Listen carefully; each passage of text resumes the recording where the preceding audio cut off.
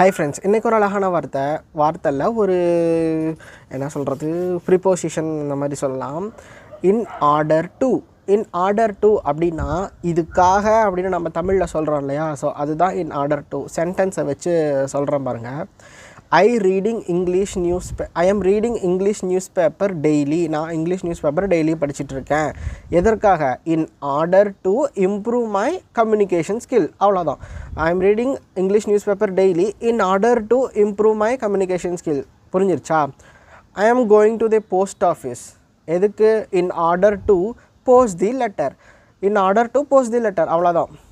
I am reading daily in order to improve my knowledge. அவ்வளோதான். அவ்வளோதான்.